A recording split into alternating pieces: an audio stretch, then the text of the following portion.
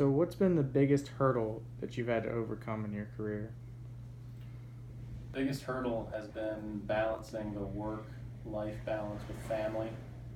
Sometimes, earlier in my career when my wife was going to grad school, whatever, and I was in Florida, she was up in New England area, so it's been that challenge even to this day, putting in so many hours, working a lot, family has expanded. So biggest challenge in this business is that you're working a lot and you have to make sure that you manage your work-life balance, and so that's a big challenge. If you had to do it all over again, what would you change? I would probably change. I would probably change my priorities a little bit in that I would like to see myself be a little bit more competitive in golf. I probably would have tried to be a little bit more involved in my sections and chapters and national at an earlier stage in my career, and it's I think that's really important between playing and being involved in your association. So I wish I could have done more. What was your most enjoyable facility to be a part of? Well, all of them. I really have taken great professional and life experiences from all the facilities that I've been at. I reminisce on them frequently and the experiences. So I've been fortunate enough to be able to choose the facilities that I've been to. So I don't really have a favorite of the places I've been at. Going along with that trend, could you pinpoint one mentor in specific that influenced you the most? And if so, what did you learn from them? Yeah, and again, uh, fortunate enough to be at just some of the top facilities between the metropolitan section and South Florida.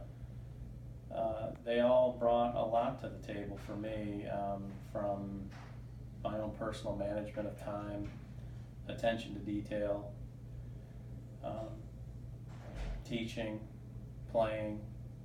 So it was all beneficial as a body of work.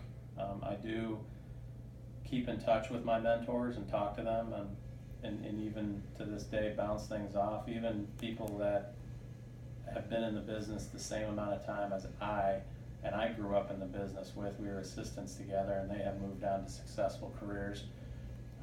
So we're always learning. We're always bouncing ideas off of one another, and that's very important in this business. Nice. So, looking towards the future, what are your professional aspirations or goals that you have for yourself? So I would like to become certified in the PGA in a couple of areas. I also would like to get involved in my section locally. So those are some more short-term goals that I have. Excuse me, that I have in the next year to 3 years. Okay. Kind of changing gears. If you had to be in a different industry, what would it be? Wow. Kind of a So curveball. I started off in high school thinking that I wanted to get into law. So I actually applied to schools into pre-law. So I was on the fence between becoming a lawyer or going into business. I knew I wanted to always be a part of golf, play golf, enjoy golf. It was a big part of my life. It just wasn't sure the industry was sustainable enough to make a career out of it. And then more research into the industry, it had shown that it could be a very nice professional profession to get into. So I was very lucky to choose what I chose. Speaking of being a young aspiring professional, do you have any advice for said individual like myself or anybody coming through hoping to get in a position that you're in? So I always tell my assistants, that you really need to work at the best facilities you can. So if you're gonna live in a certain area of the country, I would be researching those areas that have the best clubs. And it's all about the experience. It's not so much about the position that you're going to get. It's kind of like how we started this, is that you really need to work into positions. I don't think it's very healthy for a young professional to get in over their heads early in operations, even when they come out of either a PGM program through the PGA or if it's through a PGM program through a university, is that they want to take on more responsibility than maybe they're able to. So I like to see a lot of team building. I like to see people getting involved, but getting involved on a slower scale, smaller scale, and working into projects and working into the operation. And then those responsibility loads kind of will gradually build as you build your experience, and then you build your confidence. Because really the only way you're going to become successful in this business is that you're going to have to make mistakes. That's how we learn.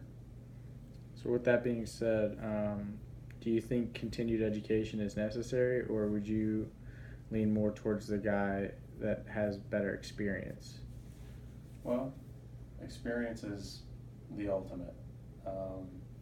I think continuing education is healthy and a must for everybody. I think it would be foolish for any body in any industry to feel like they know everything. It's just not possible. So we're always learning, we're always trying to do things more efficiently, we're always trying to do things better in anything that we do, from our family life to professional life. So I would always encourage everybody to make sure that they're continuing to learn, continuing education, continuing reading, and so forth. So what do you think your biggest asset is in your professional skills as a golf professional? I think my ability to listen, to learn, and to adapt to situations. That I find that in the few jobs that I've had over my career, I have been able to evolve with the leadership of the club or an ownership of the club, and that I'm not stuck in the way things are done and the way I do them. I know that there's multiple ways to do them.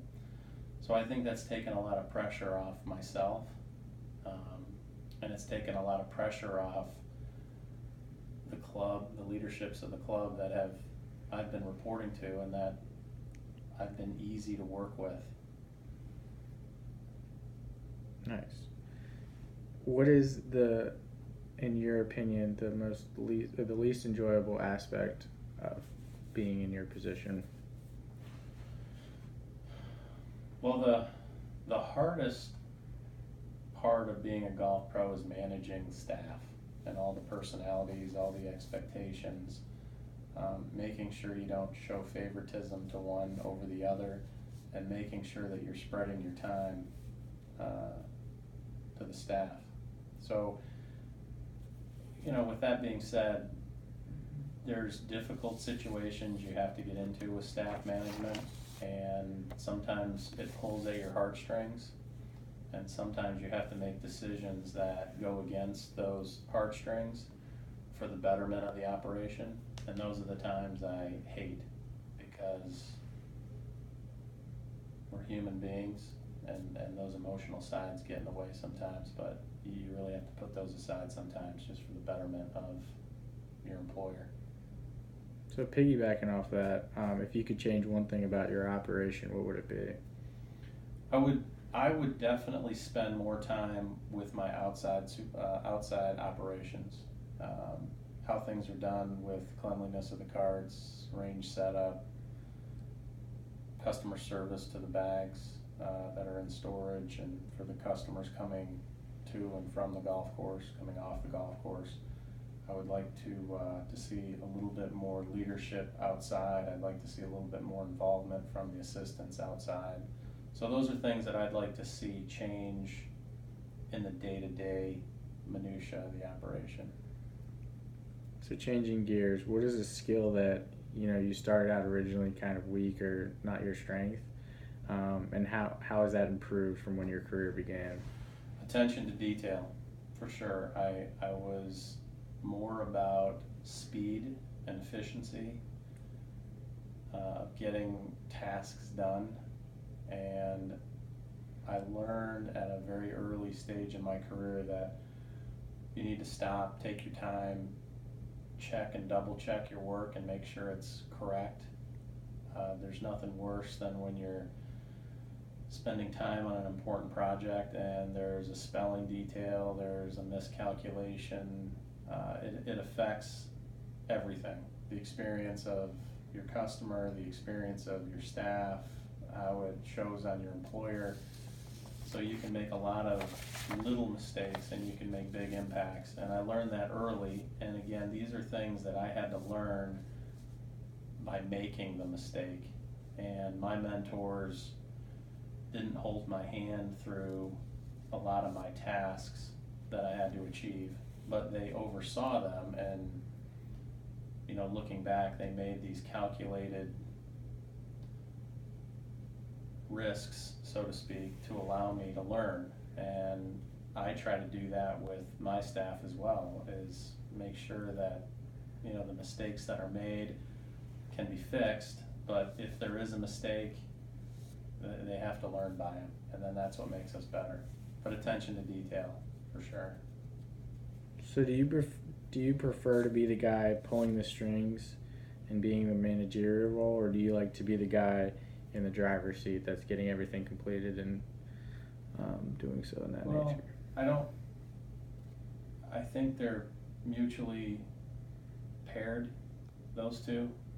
I think if you have a leader that's not a part of the operation, actually moving around, doing things, doing tasks, helping, they don't really know what's going on.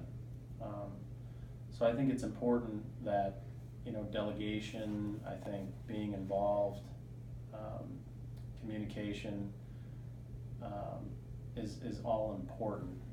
So I think it's great to have a leader. There's someone there that's delegating, that's overseeing, but I think at the same time, that leader needs to be completely involved in all aspects of the operation to know exactly what's going on, can give constructive feedback to the staff, and further with development of the staff.